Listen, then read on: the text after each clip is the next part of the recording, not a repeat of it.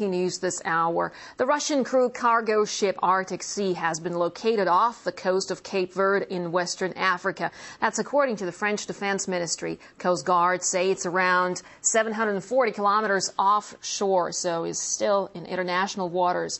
And we can now cross live to our correspondent Sean Thomas, who's got the latest for us. Hello to you, Sean. Well, you've been on the case for some time, so what are the latest developments there?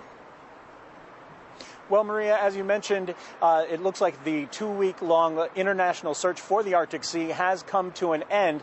The French ministry confirms that it has been found off the coast of the Cape Verde Islands and also near the country of Senegal. Now, this has also been confirmed as well by local Coast Guard authorities. Now, they say that they're in constant communication with international parties who've been conducting the search, and if the ship comes from international waters into local waters, they will then make a group decision as to what the next course of action will be. But the news at this hour is that the ship itself has been found. Now, what has happened to the ship and what has led to today's events, it is still a mystery. Exactly. You've just taken the words right out of my mouth. I was going to say that the ship has been surrounded by so much mystery. Do we know anything at all about what really happened there? Any leads? Anything?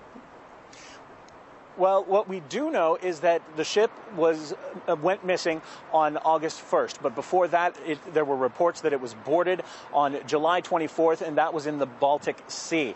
Now, from that time, the ship was last seen off of the coast of Portugal, but from there, that is when it disappeared, simply disappeared. There's been wide speculation as to the reasons why.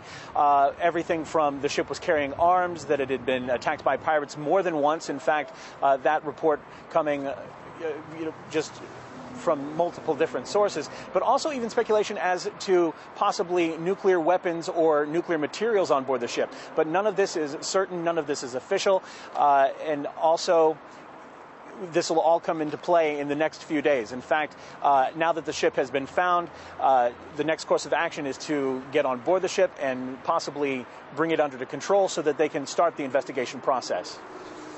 Absolutely, Sean. As you just said, in the days to come, in fact, maybe in the hours to come, we'll know more about it. And thanks very much indeed for monitoring this case for us there, Sean Thomas. You're watching RT. Now, the president and CEO of America's Chamber of Shipping says tracking devices on board the ship are likely to have been switched off manually. You can't lose it unless she wants to be lost, because there's too many automatic systems on board the ship. There had to be some inclusion then, because you have an AIS system on board, automatic identification system, which can be turned off by the vessel. If something happened to the vessel could press a button to send a radio beacon alert outside of the AIS system. This would be satellite-based, and there's an American satellite system and there's a Russian satellite system that would pick up these signals very clearly. If the vessel sank or something happened to the vessel, they are automatically ejected from the vessel, these radio beacons, and they would